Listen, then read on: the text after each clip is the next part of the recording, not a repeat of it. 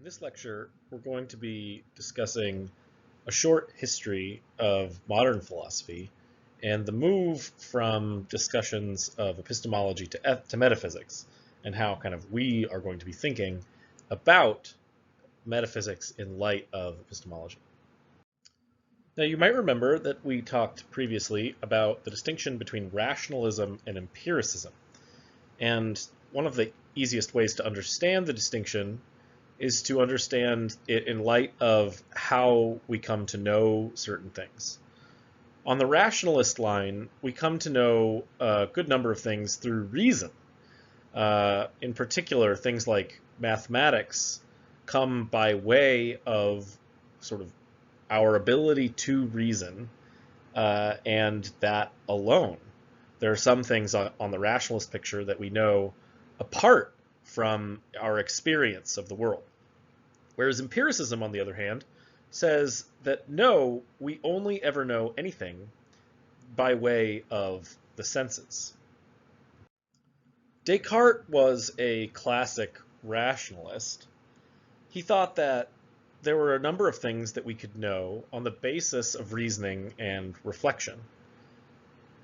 He was a kind of foundationalist again, and he thought that our knowledge must ultimately be based on indubitable and infallible foundations, meaning undoubtable and could not be false foundations. So he basically thought that sense experience was simply out with respect to our foundational knowledge, because sense experience is, faulty. It can be wrong. It can be doubted. It can lead us astray. So he thought that in a way, some of our knowledge is innate. That is, it's built into us from the get-go. It's sort of part of our reasoning ability. It's something that we have access to on the basis of mere thinking, not, on the basis of our external experience of the world. And these are things like math and certain basic metaphysics, right? Like being able to think about the fact that you're a thinking thing comes to help you recognize that you are an existent thing. That's a basic metaphysical truth that you could only come to know by reflection alone, on Descartes' view. And everything else that's sort of importance when it comes to metaphysics, Descartes thought could be reasoned to from basic first principles. Like he thought that you could reason to the existence of God, to the existence of the soul, and to certain fundamental ethical truths. Empiricists, on the other hand, rejected certain forms of rationalism, and with empiricists you get a kind of empirical realism. So John Locke is famous for this view. He thought that basically what we know of the world must come by way of sensation, and what we know on the whole must come by way of sensation, in a sense. He thought that we were born as a kind of blank slate, tabula rasa, and that we learn about the world and everything through interaction, right? As the world impresses itself upon us, these impressions that are made slowly form and shape what it is that we know and think. Now, empiricists like John Locke tend to think that the world is really out there and it's structured in real ways. But the ways in which we interact with the world are both a combination of how the world is and how our perceptual systems work. So there's what often has been called a distinction between primary and secondary qualities, or primary and secondary properties. And the idea here is supposed to be something like this. The world exists as it does, but only in certain ways. So, the apple before your eyes is structured in a certain way. It has shape and weight and density, but it doesn't really have color. It may look red to you, but it doesn't really have color because that's a secondary quality, a secondary property. The kind of thing that the apple is out there in front of you with the shape and the weight and the density that it has, but then there's like a reflectance property that the apple has. When light reflects off of that thing and it interacts with your eye, there's this interaction property that comes to be. The apple looks red to you because there's a way that your eye interacts with the light from the apple. And that property that the apple then seems to have is actually caused to be on the apple by you, in a sense. You paint the apple as red, in a way, or at least your perceptual system does. At the heart of empiricism, there's seemingly a kind of contradiction, however, insofar as it seems that we could never actually come to know by empirical experience alone whether or not the things out in the world really are the ways that we seem to think that they are. And so a famous empiricist named George Berkeley moved beyond a kind of realism to what we might think of as empirical idealism. He asked questions like, okay, look, how do we know that things really are there, are real? It's only by observing them. But how do we get at the primary qualities of the objects, right? What we see are the colors and the sort of, the ways that they interact with our eyes.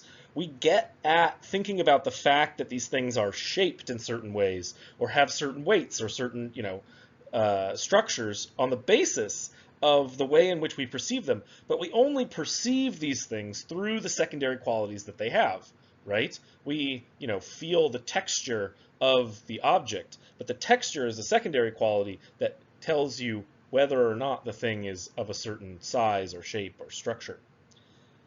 So how do we know ultimately that these things are real, that these things exist apart from the secondary qualities that they cause in us?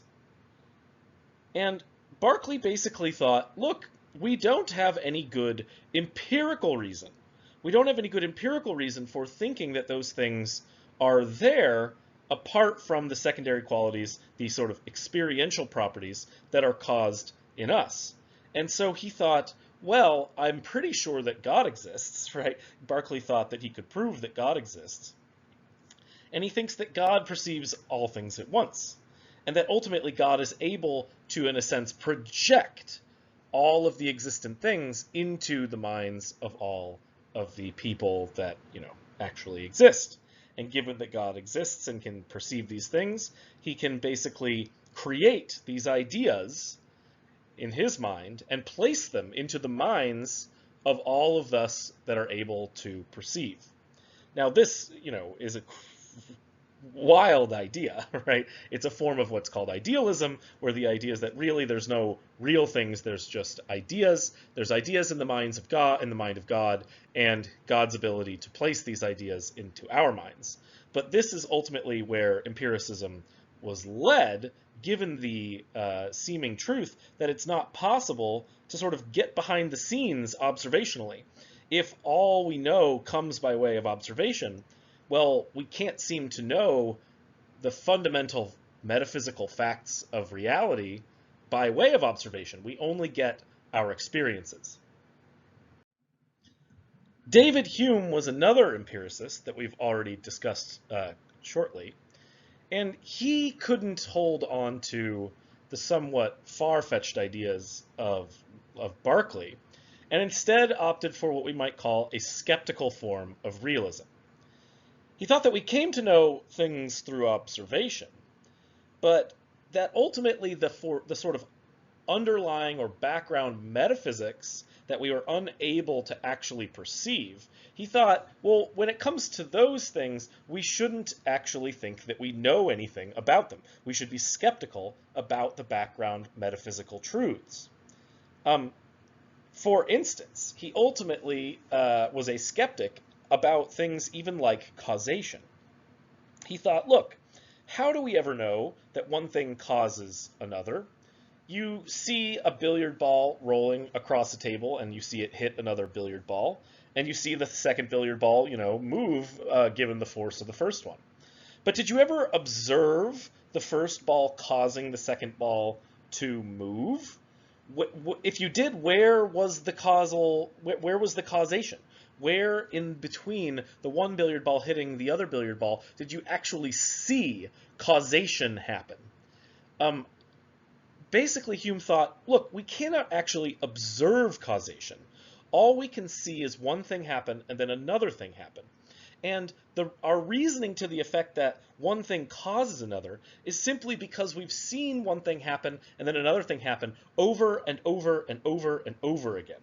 We can't be justified in jumping to this conclusion that simply because every time we've seen one billiard ball hit another billiard ball that the second one moved, we can't assume that the first billiard ball is actually causing the second billiard ball to move, but we can impose this idea. We can sort of go from having observed these things a number of times and using induction, impose the idea that causation actually exists, but we're not able to observe the causation as it actually is.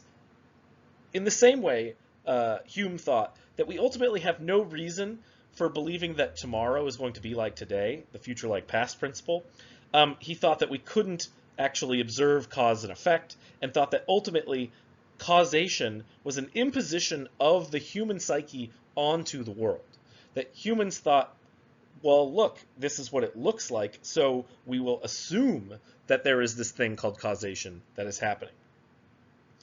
On Hume's view, ultimately all genuine knowledge is just something like an observation of things in the world or a relationship between certain ideas. Everything else, Hume thought, was mere metaphysical speculation and ought to be committed to the flames. This ended up being highly controversial but highly influential in the history of philosophy, as Hume's skepticism led to certain forms of atheism. It led to certain forms of scientific realism, and it led to a lot of skepticism about different sorts of metaphysics.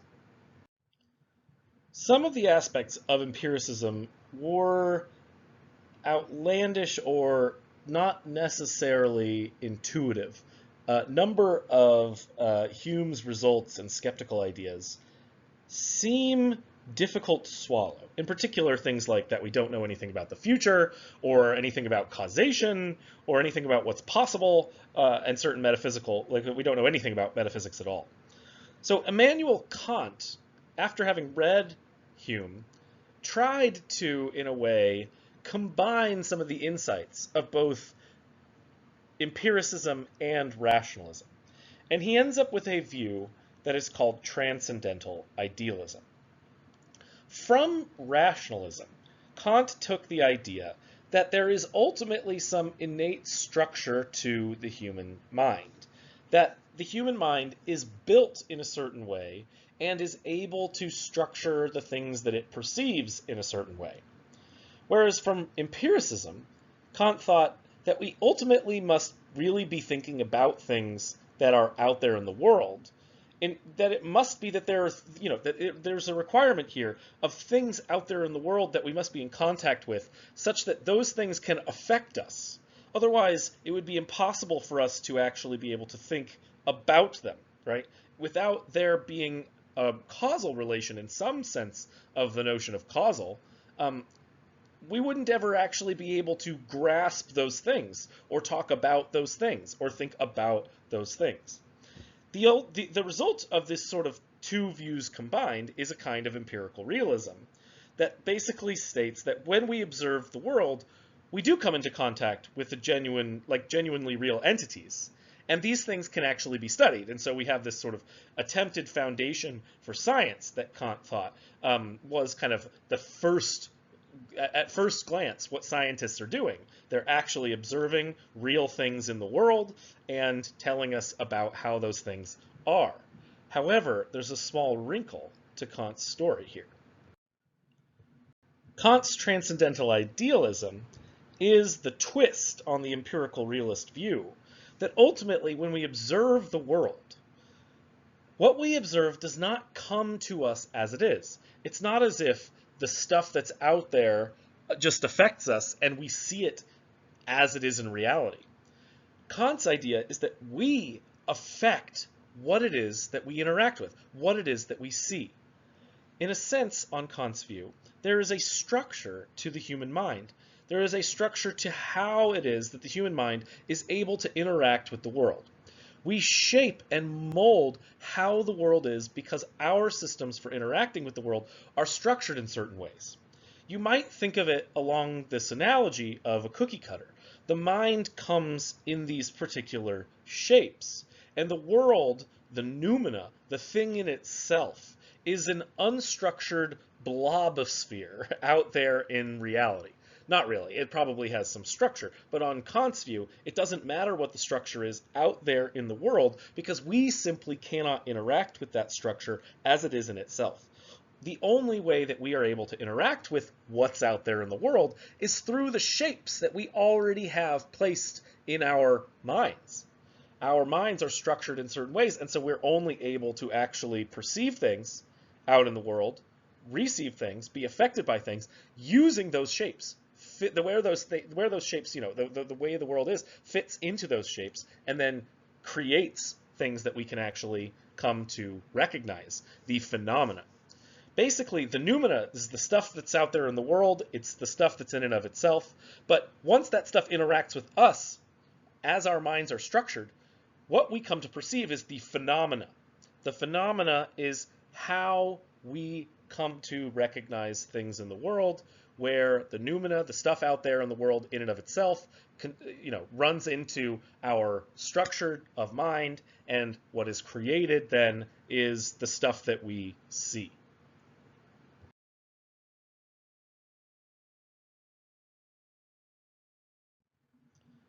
Kant's views were ultimately awakened in him by his reading of Hume. He thought that Hume was almost correct because it was impossible to really know that ultimately most metaphysical speculation was mere speculation. It was impossible to know. He realized that Kant was so close to right, but that there must be some aspects of metaphysics that we are able to know. And these things are the synthetic a priori truths that we are able to reflect on. Ultimately, Kant's idea here is that while we can't know how things actually are out in the world in and of themselves, we are able to reflect on the structure of our own minds. And because our own minds are structured in particular ways, and those structures are imposed on the actual world, in what we see, what we are able to actually perceive or receive in some way. Because we are able to reflect on the structures of our own minds and see how those things structure our own experiences, we are able to know certain metaphysical truths about reality with respect to how we perceive it, even if we can't recognize truths about reality apart from the way we perceive it at all. Kant thought that there were certain metaphysical truths that were synthetic a priori truths that we could know on the basis of reflection on the structure of our own minds. These truths were synthetic in the sense that they were not analytic. They were the kinds of things that we were able to come to know. They were facts about the world, not truths merely based on an analysis of the meanings of words, like that all bachelors are married or unmarried or something, where the concepts are related in a special way. They're a priori because these things were truths that we were able to reflect on. We were able to come to know merely on the basis of reflection, not on the basis of experiencing them out in reality. And so Kant thinks that there are a number of different aspects of our experience, in a sense, that lead us to come to know certain metaphysical facts because of the way that our experiences themselves are structured by our minds. So, for instance, time and space are sort of primary for Kant in thinking this way. We know that time flows at a certain rate, and that one thing happens and then another thing happens, and that when it comes to our experiences, we have one experience and we have another experience. How do you know this? It's not simply on the basis of the fact that you've experienced that before, right, in the past. No, Kant thinks that we can reflect on the way in which we experience the world and recognize that experiences come in this ordered fashion. And because we recognize that experiences come in this ordered fashion, we can know certain things about time, because time is really the way that our experience is structured. Whether or not time exists sort of and flows out there in the world apart from us is unclear on Kant's view. that metaphysical speculation is mere speculation. But we can know with certainty, in some sense, we can know about these metaphysical truths, about the metaphysical reality of the structure of time, given reflection on our own experience of time, because time is part of how our experiences work. Similarly, space. There's things that are out there that fill space. Two things can't take up the same space. Like things move in directions. We perceive things as moving in certain directions at certain speeds in space. What would it even be like to experience things apart from space, apart from there being in space? Causation. We can know that every event has a cause. And ethics, ultimately, even. Kant thinks that we can know the categorical imperative, that you basically ought to treat people as they ought to be treated in certain ways. These things he thought were possible to know because they were the kinds of things that actually structure our own experiences. We know these things in a sense because they are in us. They are the ways that our mind structures that which we perceive. The reality that's out there is structured through our mind structures, and then we basically perceive it through these structures. And then we can reflect on these structures themselves to determine how things work in reality.